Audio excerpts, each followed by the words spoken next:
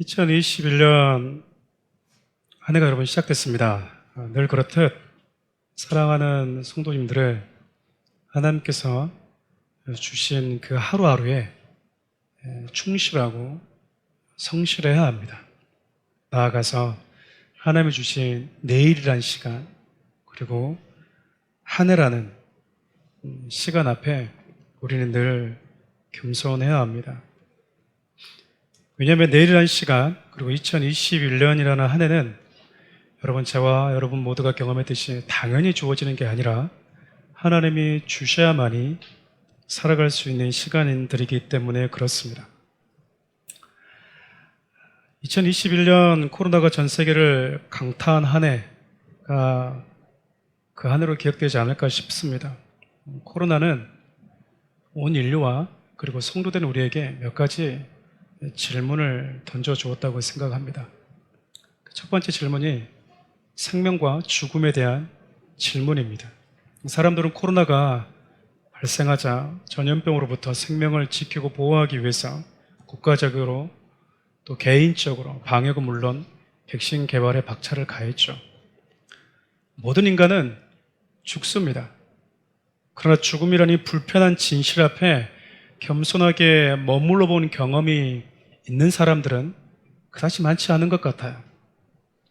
하루하루 살아간다는 것은 내 인생의 마지막을 향해서 더 가까이 다가가고 있다는 증거인데, 우리는 내 삶을 죽음을 강구한 채 설계하고 계획할 때가 얼마나 많은지 몰라요.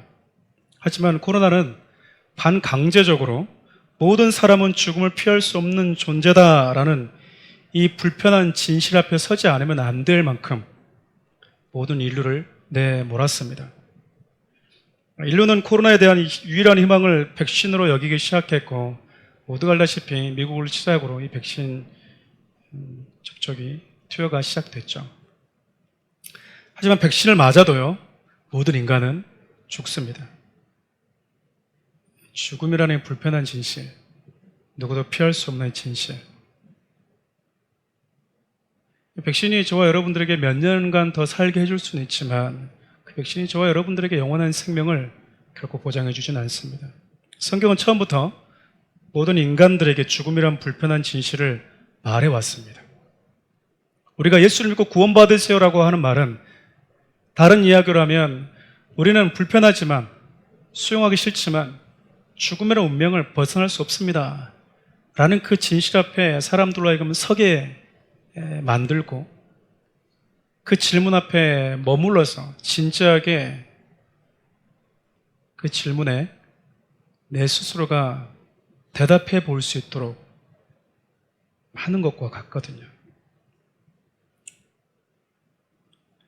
성경은 모든 인간이 죽음을 피할 수 없다는 이 사실과 더불어서 인간이 처음 범죄했을 때부터 그 죽음으로부터 구원받을 수 있는 유일한 길도 우리에게 주어졌음을 말씀해 오셨어요. 바로 예수 그리스도의 생명입니다. 예수 그리스도의 생명, 죄와 죽음을 이기고 부활한, 유일하게 죽음을 이긴 그 생명이 우리 안으로 들어올 때, 그 어떤 인간도 더 이상 죽음의 아래 머물러 있지 않아도 된다라고 하는, 우리는 이것을 기쁨의 소식 복음이라고 이야기를 합니다. 인간은 질병 앞에 약하고 죽음 앞에 절대적으로 무능합니다. 아무리 기술이 발달하고 우리가 21세기를 살아간다 하더라도 그 어떤 인간도 죽음을 극복해낼 수는 없기 때문에 그래요. 백신은 코로나로 시작된 죽음의 확산을 어느 정도 막아줄 겁니다. 그렇지만 코로나로 인해서 인류가 얼마나 생명에 대해서 애착을 가지게 되었는지, 또 가지고 있었는지 우리는 작년 한 해 동안 분명하게 보아왔습니다. 분명한 것은 2020년 시작된 코로나라는 전염병은요, 인간은 죽음 앞에 절망적이다, 할 수 있는 게 없다, 그 사실과 더불어서 생명에 대해서 이토록 애착을 가지고 있는 그 인류의 진짜 생명은 무엇인가? 라는 이 질문을 여러분 온 인류에게 던졌어요. 평범해 보이고 당연해 보이는 모든 일상을 하나님께서 멈추시면서까지 이 진실 앞에 머물 수 있도록 하나님의 1년이라는 시간을 전 인류적으로 우리에게 주었다고 생각합니다. 사람들이 조금 더 살기 위해서 백신에 대해서 애착은 갖는데 영원한 생명이 나에게 이미 주어졌음을 왜 아직까지 관심을 갖지 않을까 참 의아하기도 합니다. 왜 우리에게 영원한 생명을 주었다라는 예수 그리스도의 생명의 소식보다 면역력이 약하면 맞아도 죽는 코로나 백신에 더 환호하는지. 2020년 코로나가 온 인류에 던진 첫 번째 질문, 바로 생명과 죽음에 대한 질문이라고 생각돼요. 동시에 이 코로나 환경이 교회와 성도들에게 던진 질문도 있다고 생각합니다. 바로 이런 상황 속에서도 너희들은 여전히 하나님을 예배할 수 있겠는가? 예수 그리스도를 빛이라고 성경은 이야기를 합니다. 그렇다면 칠흑같이 어두운 상황을 만나면 그 빛이 얼마나 밝은지 우리는 확인하고 깨달아 알 수 있습니다. 때로는 우리가 벼랑 끝에 서 있는 것 같은 상황을 만나게 되면 나를 붙들고 있는 그분의 손이 얼마나 강한지 우리는 보고 체험할 수 있어야 됩니다. 근데 여러분, 정말 어두운 시간 한 해를 보냈는데 우리의 예배는, 우리를 향한 하나님의 사랑과 그분의 열정은 더 깊이, 더 진하게 여러분에게 다가왔습니까? 코로나 시대를 겪으면서 교회와 성도들은 다양한 방식으로 예배에 대한 거센 도전을 받아온 게 사실입니다. 예배에 대한 형태적 변화는 물론 세상이 어느덧 교회를 향해서 예배를 드려라, 드리지 말아라까지 관여하는 것이 전혀 이상하지 않는 시대가 되어버렸습니다. 이런 상황일수록 성도된 우리는 예배에 대해서 목숨을 걸어야 하는데 세상이 비웃을 만큼 각자의 삶의 자리에서 겸손하고 당당하게 내가 여전히 그리스도인임을 밝히고 내가 있는 가정에서, 내가 머무는 직장에서 개인의 경건 예배를 더 뜨겁게 드릴 수 있어야 되는데 과연 그랬었는지, 하나님이 저와 여러분들의 예배에 대한 열정을 한 해 동안 점검한 것은 아닌지, 너희들은 어떤 상황에서도 나를 예배할 수 있었는가? 세상에 너희들을 조롱할 때에도 세상의 교회를 향해서 무시하고 예배를 들으라 드리지 말아라고 우리의 삶의 이유에 대해서 겁없이 도전해오는 그 순간에도 내가 그리스도라는 사실을 나는 여전히 자랑스러워했는가?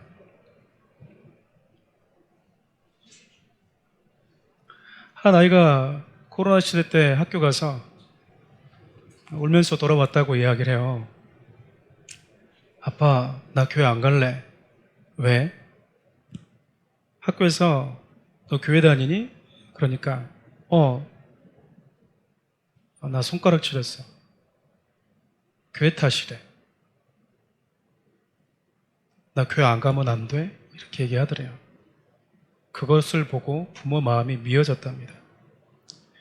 저는 미어진 그 부모의 말을 듣고 더 미어졌습니다. 왜 미어지죠? 우리가 미어져야 될 이유가 있습니까? 세상의 교회를 칭찬할 때에도, 세상의 교회를 비방할 때에도 여러분들은 여전히 그리스도인이었고 여러분들은 여전히 하나님의 자녀였습니다. 그 사실에 자랑스러우셨습니까?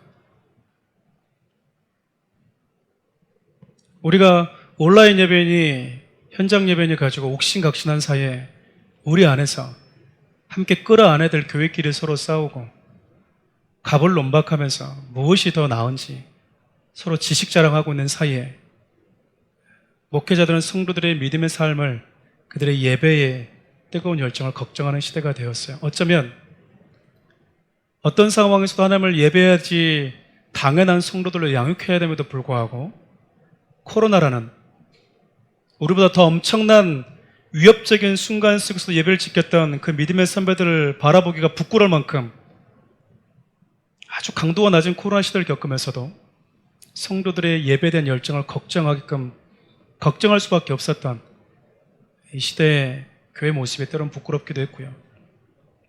또 그렇게 걱정할 만큼 교회의 성도들을 그 정도밖에 양육시키지 못했나 라고 하는 목사의 입장 속에서 괜한 자괴감도 들기도 했습니다. 사랑하는 우리 교회 성도 여러분, 코로나가 온 인류 향해서 보편적인 질문과 더불어서 성도된 저와 여러분들에게 분명히 던진 질문이 있어요. 1년 동안. 그래서 우리 교회는 2021년 주제를 나는 하나님을 예배하는 예배자입니다라고 정했습니다. 우리는 이 예배에 대한 주제를 가지고 30일 송구영신 예배를 온라인으로 드리면서 그 어떤 상황에서도 하나님을 예배하기를 주저하지 않았던 믿음의 사람들에 대해서 함께 살펴보았어요. 사랑하는 우리 성도 여러분, 예배는 인간의 존재의 이유입니다. 동시에 예배는 하나님을 기뻐하는 것입니다. 하나님이 창조하신, 그분이 창조하신 세계를 우리에게 주신 그 하나님을 즐거워하는 거예요. 여러분, 그래서였을까요? 하나님은 맨 처음 인간으로 하여금 아무 데서나 살도록 한 것이 아니라 기쁨을 상징하는 에덴에 살게 하셨습니다. 그리고 기쁨과 즐거움의 강물이 에덴을 중심으로 사방으로 흘러가도록 하셨습니다. 창세기 2장 10절 말씀을 제가 읽어드리겠습니다. 강이 에덴에서 흘러나와 동산을 적시고 거기서부터 갈라져 내 근원이 되었으니, 하나님은 에덴에서 시작된 물을 통해서 만물에게 생명을 공급하셨고 또 풍성함을 누리도록 하셨습니다. 에덴은 기쁨, 희락, 즐거움이라는 의미를 가지고 있죠. 다시 말하면 하나님은 온 세상에 기쁨과 즐거움을 주고 싶어 하셨다라는 거예요. 그리고 그 중심에 인간을 살게 하셨다라는 것은 하나님은 당신을 기뻐하는 예배와 세상을 풍성케 하는 이 즐거움의 사역을 저와 여러분을 통해서 이뤄가기를 원하셨다라는 의미가 담겨 있지 않겠습니까? 물이 가진 속성이 있습니다. 물은 높은 곳에서 아래로 흐릅니다. 낮은 곳에서 위로 흘러가는 물은 없어요. 이렇게 얘기하면 목사님 그건 요즘에 기술이 발달돼서 요즘에 그렇게 만들 수 있습니다. 이렇게 얘기하시는 분들은 그런 분들하고 얘기할 때가 가장 힘듭니다. 말의 의도를 모르는 거죠. 물이 높은 곳을 향하지 않고 낮은 곳으로 흘러간다는 것은 보편적인 사실입니다. 그럼에도 물은요, 흘러내려가면서 많은 생명들에게 풍성함과 회복을 공급해요. 그런데 오늘 말씀을 보면 모든 만물의 생명의 공급처로 상징된 이 에덴 동산과 같은 또 한 곳이 등장합니다. 그곳이 바로 하나님의 보좌였어요. 그래서 오늘 저는 여러분과 함께 하나님의 보좌로부터 시작되어서 흘러가는 이 강물이 누구를 상징하는지, 동시에 이 강물을 통해서 하나님은 당신의 자녀들에게 어떤 삶을 요구하고 계시는지 두 가지를 함께 살펴보려고 합니다. 에스겔 47장은요, 하나님께서 지금 에스겔에게 놀라운 환상 한 장면을 보여주고 있다고 기록합니다. 하나님의 보좌로부터 시작된 이 물이 동쪽을 지나서 강물이 되어서 흘러가는 장면이죠. 그런데 여러분, 이 강물이 흘러가면서 놀라운 일들을 일으키고 있습니다. 9절 말씀을 제가 읽어드릴게요. 이 강물이 이르는 곳마다 번성하는 모든 생물이 살고 또 고기가 심히 많으리니 이 물이 흘러 들어가므로 바닷물이 되살아나겠고 이 강물이 이르는 각처의 모든 것이 살 것이며, 9절 말씀을 근거로 하면 하나님의 보좌로부터 시작된 이 강물이 이르는 곳마다 모든 생물이 살아났다라고 이야기합니다. 이 말은 이 물이 생명력을 가지고 있다는 것을 의미하겠죠. 또 이 강물이 흐르는 곳마다 고기가 심히 많아졌다라고 이야기합니다. 물에는 물고기가 사는 게 당연하죠. 온전한 모습으로 회복되고 온전한 모습의 풍성함을 상징한다고 할 수 있을 겁니다. 또 이 물이 바다에 닿자 바다가 되살아났다라고 이야기합니다. 강물이 흘러서 바다가 되살아났다는 것은요, 이 물이 죽음보다 강한 소생의 능력이 있다는 것을 의미합니다. 성경에서 바다는 여러 가지 의미를 가지고 있어요. 근데 대표적인 의미로 바다는 죽음을 상징합니다. 요한계시록을 보면 이 바다에서 수많은 하나님을 대적하는, 교회를 억압하는 짐승들이 나왔죠. 근데 여러분, 제 아무리 저주와 죽음을 상징하는 바다라 해도 하나님의 보좌로부터 시작된 이 생명의 강물이 닫혀 그 힘을 상실했다라고 이야기를 합니다. 그러니까 하나님의 보좌로부터 흘러나오는 물이 바다를 덮었다는 것은 생명이 죽음을 이기고 완전히 정복했음을 의미한다고 볼 수 있겠죠. 하박국은 하박국 2장 14절에서 이 장면을 이렇게 기록을 하고 있습니다. 제가 읽어드릴게요. 이는 물이 바다를 덮음같이 여호와의 영광을 인정하는 것이 세상에 가득함이니라. 하나님은 죄와 죽음으로 가득한 세상이란 바다를 하나님의 보좌로부터 시작된 이 생수의 강으로 뒤덮어버릴 것을, 그래서 다시 되살릴 것을 하나님은 당신의 선지자에게 그림을 보여주면서 말씀을 하고 있는 것입니다. 에스겔 47장 1절과 12절 보면 이 강물이 시작된 곳을 성전이다, 성소다라고 이야기를 합니다. 하나님의 임재를 상징하는 성소에서 시작된 물, 하나님의 보좌로부터 흘러나오는 생명의 물은 궁극적으로 누구를 상징하고 있을까? 요한복음 7장 37절에서 39절 상반절을 보면 이분을 예수 그리스도 그리고 성령으로 소개합니다. 제가 읽어드릴까요? 명절 끝날 곧 큰 날에 예수께서 서서 외쳐 이르되 누구든지 목마르거든 내게로 와서 마시라.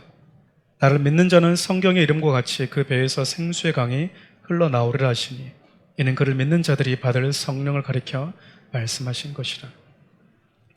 예수님은 죄로 인해 죽었던 우리를 살리기 위해서 저와 여러분이 있던 곳까지 흘러내려오신 분이십니다. 빌립보서 2장을 보면 예수님은 하나님이심에도 불구하고 하나님 보좌에 그대로 머물러 계시지 않고 저와 여러분들이 머물고 있는 낮고 낮은 곳까지 흘러내려오셨다라고 기록합니다. 하나님께만 있던 영원한 생명이 죽었던 우리에게로 흘러 들어와서 우리에게 닿자 우리가 살아났다라고 성경이 이야기를 합니다. 예수님은 그러한 생수의 강이 것이죠. 예수님은 생명의 복음이십니다. 그분은 죄와 죽음으로 가득한 이 세상에서 질병이라는 저주로 고통받은 자들을 만지셨고요. 그들에게 다가가셔서 접촉하셨습니다. 여러분, 그런데 한 예수님이 다가가서 만진 자들, 그분과 닿은 모든 자들에게 다음과 같은 역사가 일어났다라고 성경이 이야기를 합니다. 마가복음 6장 56절을 제가 읽어드릴게요. 아무데나 예수께서 들어가시는 지방이나 도시나 마을에서 병자를 시장에 두고 예수께 그의 옷가에라도 손을 대게 하시기를 간구하니 손을 대는 자는 다 성함을 얻으니라. 예수를 만지는 자는 누구든 회복되었다라고 성경이 이야기를 합니다. 뿐만 아닙니다.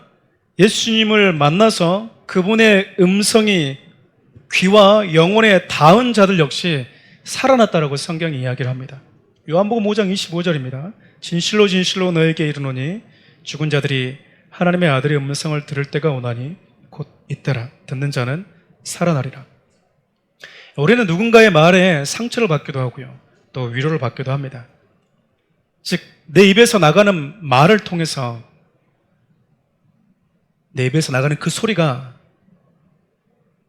누군가를 일으키기도 하고 위로하고 격려도 하지만 누군가를 짓밟아버리고 누군가의 마음을 파괴할 수도 있다라는 거예요. 여러분 소리, 여러분 입에서 나가는 소리도 그런 영향력이 있어요. 근데 성경은요, 예수님의 입에서 나가는 음성, 그분의 소리는 우리를 살린다라고 성경이 이야기를 합니다. 듣는 자는 살아난다라고 이야기를 해요. 그 대표적인 예가 요한복음 11장에 등장하는 나사로가 살아나는 장면입니다. 제가 읽어드릴까요?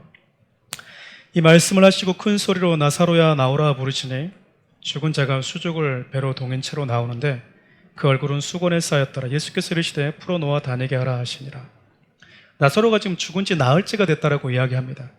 그러니까 예수님은 죽어가고 있던 사람을 살린 게 아니라 죽어버린 자를 살린 거예요. 이미 죽어버려서 썩은 송장 냄새로 가득한 상태에 있는 나사로를 예수님이 살리신 것이죠. 냄새가 나서 무덤에 갇혀있던 나사로를 향해서 예수님이 그의 이름을 부르십니다. 나사로야 나와라. 나사로야 나오라. 예수님이 나사로의 이름을 부르실 때 그분의 생명의 소리가 이미 죽어버렸지만 그의 귓가에 닿자 나사로가 주님의 음성을 듣고 사망의 문을 열고 나오기 시작했어요. 이 말은요, 예수님의 음성이 영혼에 닿는 자는 누구든 죽음의 문을 열고 나올 수 있게 되었다라는 것을 우리에게 말해줍니다. 여러분, 누구의 음성을 듣고 살아가십니까? 누구의 음성에 영향을 받고 살아가십니까? 예수님은 여러분을 살리는 음성, 살리는 메시지를 주세요. 그 소리를 들려주십니다. 근데 우리는 자꾸 예수님의 소리가 아닌 다른 소리에 귀를 기울임으로 인해 소리 마음이 무너질 때가 많아요. 그때 여러분 그 소리를 거부하시고 내게 생명 주는 소리만 뭐 하십시오? 선택하시기 바랍니다. 왜 예수님께서 나사로야 나오라고 부르셨을까? 혹시 아시는 분들 계신지 모르겠습니다. 마틴 로이드 존스 목사님께서 어린 시절 주일학교 선생님이 이 부분을 가지고 이야기했대요. 왜 예수님이 나사로야 나오라고 얘기했을까요? 이렇게 했더니 목사님께서 나사로야 나오라고 부르지 않고 무덤을 향해서 예수님이 그냥 나와라라고 얘기했으면 무덤에 있는 모든 사람들이 다 나왔을 테니까요. 이렇게 얘기를 한 거예요.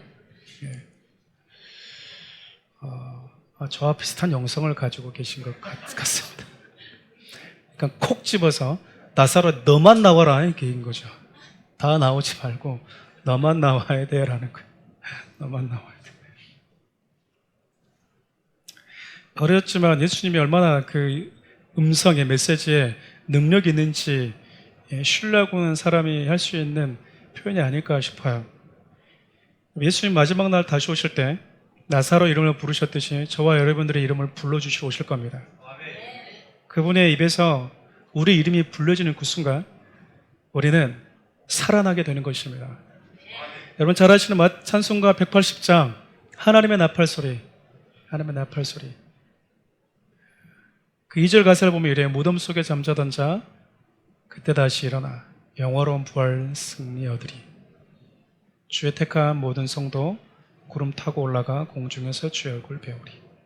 그 후렴 가사가 이렇습니다. 나팔 불 때 나의 이름, 나팔 불 때 나의 이름, 나팔 불 때 나의 이름 부를 때에 잔치에 참여하겠네. 예수님께서 하나님 임재 가운데 재림하실 때 그분이 이름을 불러주신다라는 거죠. 마치 무덤에 잠자던 나사로의 이름을 부르셨듯이 그분의 입에서 호명된 모든 자들은 보기 좋게 죽음을 향해서 비웃고 다시 일어나게 될 것입니다. 그래서 어렸을 때 이 찬양 부를 때는 참 이게 열정적으로 불렀던 것 같아요. 나팔 불 때 나 이름이 아니라 제 이름을 넣어서 막 나팔 불 때 김현희 이러는데 저는 그때 이름이 외자여가지고 참 그때마다 이렇게 속이 많이 상했던 것 같아요. 네. 이름이 이렇게 두 자인 분들은 이게 우리가 자연스럽거든요. 그렇지 않습니까? 근데 한자는 현이를 이렇게 이게 안 맞더라고요. 그래서 항상 성을 넣어서 불렀는데 그때 참 제 이름이 외자인 게 참 속상하더라고요. 어떤 가사에 갖다 붙여도 제 이름 이렇게 안 맞아서. 근데 어쨌든 우리가 그때 이 찬양 부를 때는 하나님이 진짜 예수님 재림하실 때 제 이름 가장 먼저 불러주세요. 제 이름을 크게 한번 불러주세요. 그러면 원이 없겠습니다라는 이 마음과 가지고 이 찬양을 정말 박수치면서 힘있게 불렀던 기억, 저만의 기억만은 아닐 겁니다. 여러분 그렇게 우리가 찬양하는 이유는요, 나사로야 나오라라고 부르셨던 그분이 내 이름을 부르실 때, 하나님의 자녀들의 이름을 부를 때 그분의 음성이 우리의 귀에 닿을 때, 우리의 영혼에 와서 박힐 때 물이 흘러가는 곳마다 살아나듯이 주님의 음성이 흘러 들어와서 닿은 자들은 다 살아난다라는 겁니다. 죽음의 깊은 잠을 자고 있는 우리의 영혼을 깨울 수 있는 유일한 음성은 그분의 소리예요. 그분의 소리. 사랑하는 우리 교회 성도 여러분, 예수님은요 하나님 보좌에 가만히 계시지 않았어요. 그분은 아래로 흘러오셨습니다. 그분은 세상이란 가장 낮은 곳으로 흘러오셨고요. 제자들의 발을 씻기는 종의 자리까지 흘러가셨고 십자가라는 저주받은 자리까지 흘러내려가셨습니다. 예수님은 죄와 죽음이란 감옥에 갇혀있던 저와 여러분들이 머물던 가장 낮은 자리까지 내려와서 저와 여러분들 터치하셨어요. 당신의 생명의 소리가 우리의 영혼에 닿을 수 있도록 가장 가까이에서 저와 여러분들의 이름을 불러주는 거죠. 누구야? 누구야라고. 하나님의 보좌로부터 시작된 생수의 강과 같은 예수 그리스도가 하나님 보좌에 가만히 머물러 계시지 않고 저와 여러분에게 흘러온 결과입니다. 백두산에 가면 천지가 있다고 그래요. 가서 보신 분 계신지 모르겠습니다. 한라산에 가면 백록담이 있죠. 물론 그 물도 어딘가 흐르겠죠. 그 물들은 이렇게 산 정상에 저수지처럼 고여있지 않습니까? 엄청난 광경이고요. 누군가에게는 정말 구경거리가 될 만한 엄청난 장관이 될 수 있겠지만 하나님은 구경거리, 장관이 되기를 포기하시고 우리에게 흘러오시는 것을 선택하셨습니다. 이제 저와 여러분들의 차례인 거예요. 그분으로부터 생명을 공급받아서 되살아난 존재들이기 때문에 그렇습니다. 그렇다면 여러분, 우리가 누군가를 살리려면 머물러 있으면 안 된다라는 거야. 우리가 또 다른 누군가에게 생명을 주려면 우리도 흘러가야 됩니다. 여러분, 사랑하는 우리 교회는 돈 많은 사람도 있겠죠. 누가 돈이 많은지를 잘 모르겠습니다. 가난한 사람도 있겠죠. 누가 가난한지는 저는 잘 모르겠습니다. 그러나 부유한 자도 올 것이고 가난한 자도 올 것이고요. 외모가 탁월한 분들, 그래서 거기서 거기지만 어쨌든 저처럼 조금 이렇게 좀 하나님이 조금 이렇게 겸손케 시켜준 사람들도 오겠죠. 벤츠 타고 오신 분도 계실 거고, 티코 타고 오신 분도 계실 거고, 진짜 루비똥 들고 오신 분도 계실 것이고, 루비똥 들고 오신 분도 계실 거예요.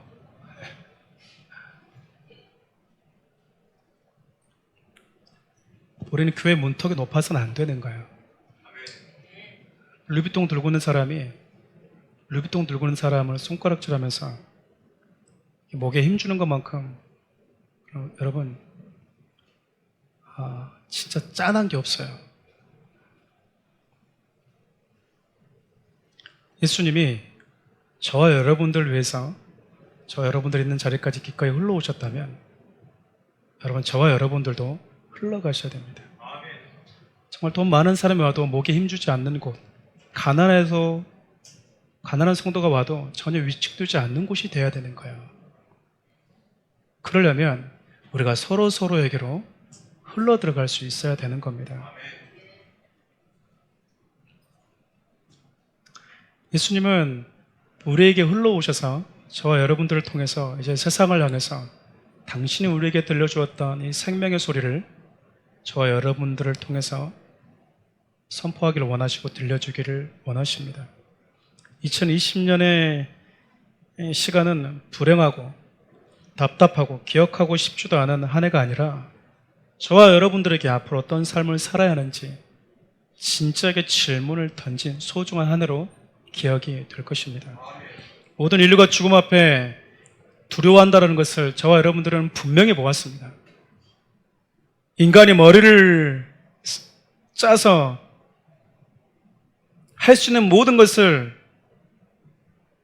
해보고 그렇게 발버둥 치는 것이 인간이구나, 어떻게 해서든 그 공포에서 벗어나기 위해서 정말 몸부림치는구나, 당장 죽음이 눈앞에 왔다라는 현실 앞에 인간은 끝까지 교양과 체면을 지킬 수 있는 존재가 못 되는 거라는 것을 우리는 분명히 보았어요.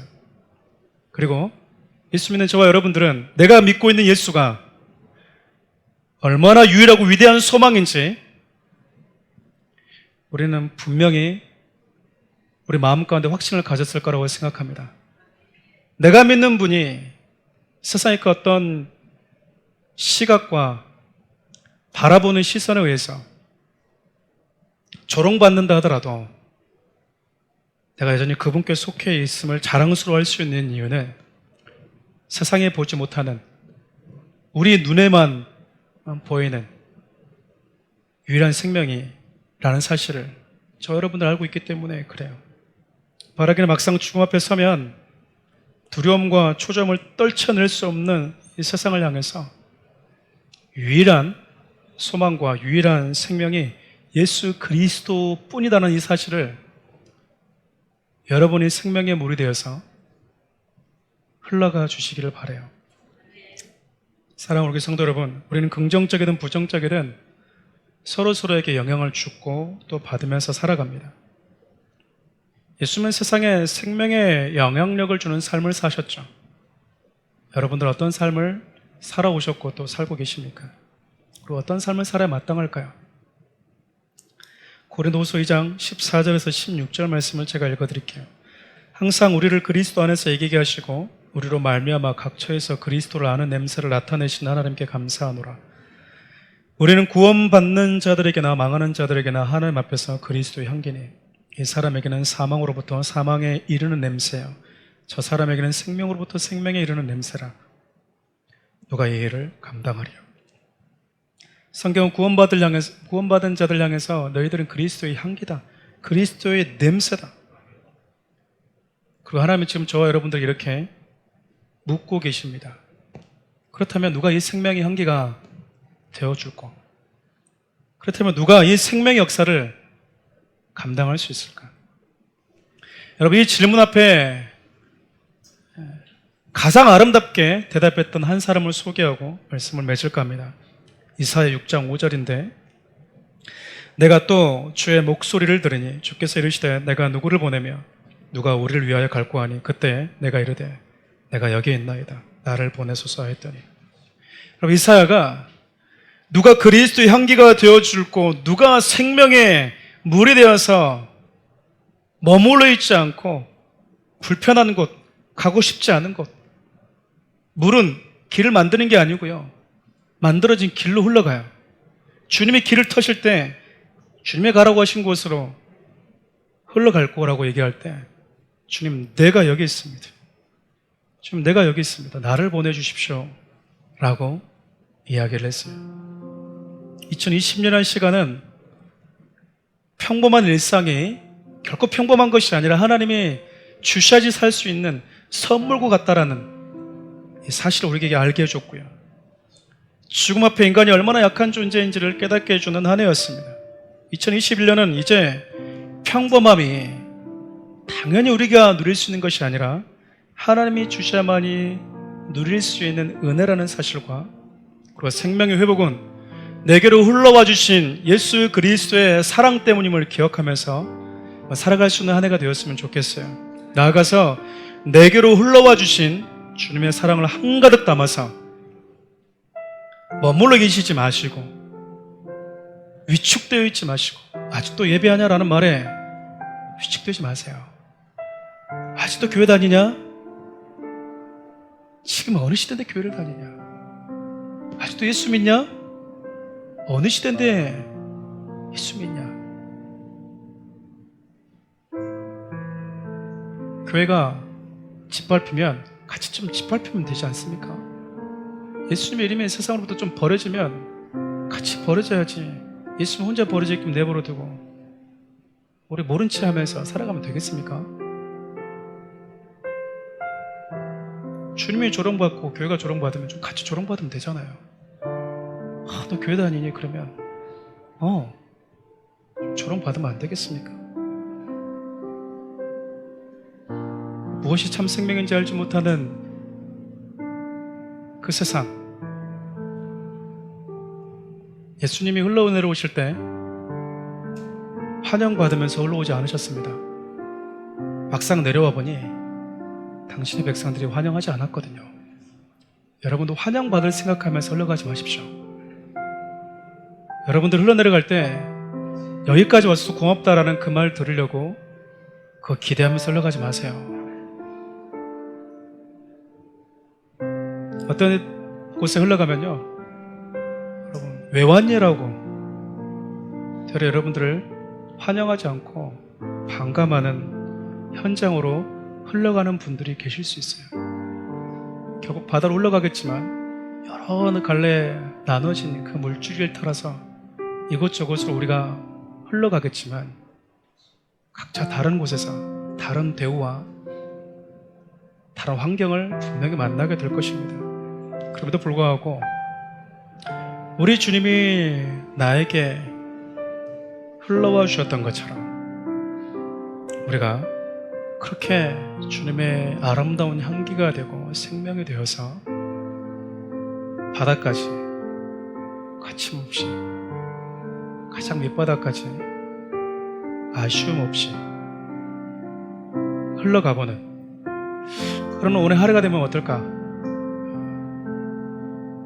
그런 생각해 봅니다. 그 마음 가지고 이 찬양을 주님께 좀 올려드렸으면 좋겠습니다.